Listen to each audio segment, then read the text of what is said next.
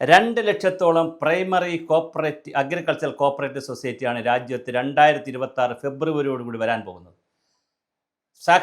കരിവന്നൂർ സഹകരണ മേഖലയിൽ സഹകരണ ബാങ്കിലെ പ്രശ്നങ്ങൾ നമുക്കറിയാം. സുരേഷ് ഗോപിയൊക്കെ ഇടപെട്ട് വളരെ വലിയ വിഷയമായതാണ്, നമുക്കത് അറിയാം കാര്യങ്ങൾ. അതുപോലെ തന്നെ കോപ്പറേറ്റീവ് മേഖലകളിലെ ഒരുപാട് പ്രശ്നങ്ങളുണ്ട്. എന്നാൽ നന്നായി നടക്കുന്ന കോപ്പറേറ്റീവ് ബാങ്കുകളുണ്ട്, വളരെ നന്നായി നടക്കുന്ന കോപ്പറേറ്റീവ് ബാങ്കുകളുണ്ട്, കോപ്പറേറ്റീവ് സൊസൈറ്റികളുണ്ട്. അതെല്ലാം നമ്മൾ അടച്ചാക്ഷേപിക്കേണ്ട കാര്യമില്ല. ആളുകളുടെ കൃത്യമായി പണം പിരിക്കുക, FD പിരിക്കുക, വളരെ കൃത്യമായി പലിശ കൊടുക്കുക, കൃത്യമായി ലോൺ കൊടുക്കുക, അങ്ങനെയുള്ള ഒരുപാട് സംഘങ്ങളുണ്ട്. എന്നാൽ കുറച്ച് കുഴപ്പക്കാരും ഉണ്ട്. അപ്പോൾ ഇതിനൊക്കെ ഒരു പരിഹാരം എന്നുള്ള നിലയിൽ national cooperative agriculture cooperative society 2 ലക്ഷത്തോളമാണ് രാജ്യത്ത് വരാൻ പോകുന്നത്. അതിൻ്റെ നാഷണൽ കോപ്പറേറ്റീവ് പോളിസി 2025 പ്രഖ്യാപിച്ചു കഴിഞ്ഞു. നരേന്ദ്രമോദിയുടെ ഗവൺമെൻറ്റിൻ്റെ അടുത്ത ഒരു പൊൻതൂവലെന്ന് പറയാം. കാരണം രാജ്യത്ത് കേരളത്തിൽ ഒരുപക്ഷെ ഈ സഹകരണ പ്രസ്ഥാനമൊക്കെ നല്ലതായിരുന്നത് കൊണ്ട് പല ചൂഷണങ്ങളൊക്കെ കുറവായിരിക്കാം. ഒരു കണ്ടല ബാങ്കോ അല്ലെങ്കിൽ ഒരു കരുവന്നൂർ ബാങ്കോ അങ്ങനെ ഏതെങ്കിലും കുറച്ച് ബാങ്കുകളാണ് കുഴപ്പം കാണിക്കുന്നത്. ബാക്കി മഹാഭൂരിപക്ഷവും നല്ല നിലയിൽ പോകുന്ന ബാങ്കുകളും സംഘങ്ങളും ഒക്കെയാണ്. പക്ഷേ അതേസമയം രാജ്യത്ത് പലയിടത്തും അതല്ല സ്ഥിതി. വലിയ ചൂഷണമാണ് നടക്കുന്നത്. ആളുകൾക്ക് ലോൺ കൊടുക്കുന്നില്ല, ലോൺ കൊടുത്താൽ വട്ടിപ്പലിശയാണ്, വലിയ ആത്മഹത്യയാണ്, കർഷക ആത്മഹത്യയാണ്. വലിയ തോതിലാണ് രാജ്യത്ത് ഈ മേഖലയിൽ ചൂഷണം നടക്കുന്നത്. കോപ്പറേറ്റീവ് ആക്ട് അനുസരിച്ച് ഇഷ്ടമുള്ളവരെല്ലാം കോപ്പറേറ്റീവ് സൊസൈറ്റി തുടങ്ങിക്കഴിഞ്ഞാൽ അവിടെ ആളുകളിൽ നിന്ന് പണം പിരിച്ചു കഴിഞ്ഞാൽ യാതൊരു ഉത്തരവാദിത്വമില്ല, തിരിച്ചു കൊടുക്കുന്നില്ല. വളരെ വലിയ തോതിലാണ് ഈ പ്രതിസന്ധികളുള്ളത്. അതിനു വേണ്ടിയിട്ട് മോഡി ഗവൺമെൻറ്, അമിത്ഷാ തന്നെ കോപ്പറേറ്റീവിൻ്റെ മേഖല നോക്കാനും അത് വളരെ കാരണം അത്രയും ഉത്തരവാദിത്തപ്പെട്ട നാഷണൽ പ്രസിഡൻ്റായിരുന്ന ഇപ്പോൾ രണ്ടാമനായിട്ടുള്ള അമിത്ഷായെ, ആഭ്യന്തരമന്ത്രിയായിട്ടുള്ള അമിത്ഷായെ ഇത് ഏൽപ്പിക്കുമ്പോൾ അതിൻ്റെ ഉത്തരവാദിത്തം കാണുമല്ലോ.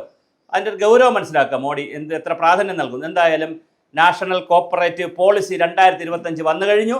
അത് പാർലമെൻറ്റിൽ വന്നു. അപ്പോൾ ഇനിയിപ്പോൾ ഇതിൻ്റെ ഭാഗമായി 2026 ഫെബ്രുവരിക്ക് മുന്നിൽ 2 ലക്ഷത്തോളം ഇന്ത്യൻ ഗ്രാമങ്ങളിൽ ഏകദേശം 525ഓളം ജില്ലകളുണ്ട്. ആ ജില്ലകളിലായിട്ട് വരാൻ പോകുന്ന വളരെ വലിയ മാറ്റമാണ് വരാൻ പോകുന്നത്. താഴെ തലങ്ങളിൽ primary agriculture cooperative society PACS എന്നാണ് അതിൻ്റെ പേര്. അത് ഒരു 5 വർഷം കൊണ്ട് എല്ലാ വില്ലേജുകളിലും, ഇന്ത്യയിലെ സകല വില്ലേജുകളിലും ഈ കോപ്പറേറ്റീവ് സൊസൈറ്റിയാണ്. ഇത് പ്രൈമറി ആയിട്ട് അഗ്രികൾച്ചർ കോപ്പറേറ്റീവാണ്. അപ്പോൾ കൃഷിക്കാർക്ക് വായ്പ കൊടുക്കുക എന്നുള്ളതാണ് ഇതിലൂടെ ഉദ്ദേശിക്കുന്നത്. കർഷക ആത്മഹത്യ നമ്മുടെ രാജ്യത്ത് വലിയ പ്രധാനമാണ്. കർഷക സമരം NDA ഗവൺമെൻറ്റിനെ അല്ലെങ്കിൽ BJP ഗവൺമെൻറ്റിനെ, മോഡിയെ ഗവൺമെൻറ്റിനെ സംബന്ധിച്ച് വലിയ പ്രതിസന്ധി സൃഷ്ടിച്ചതാണ്.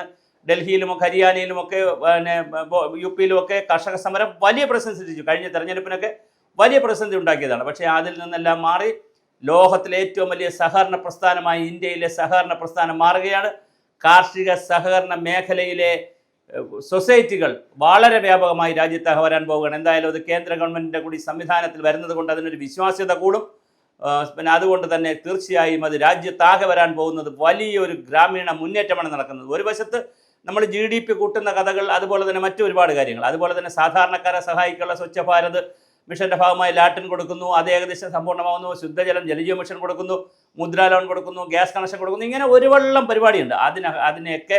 അതിനെല്ലാം കൺസോളിഡേറ്റ് ചെയ്യാൻ പറ്റുന്ന ഓരോ ഗ്രാമങ്ങളിലും agriculture cooperative, primary agriculture cooperative credit സൊസൈറ്റികൾ വരികയാണ്. അപ്പോൾ വായ്പ കൊടുക്കൽ തന്നെയാണ് പ്രധാനം. തീർച്ചയായിട്ടും ഇത് വലിയ സംവിധാനമായിട്ട് വരുമെന്നാണ് മനസ്സിലാക്കുന്നത്.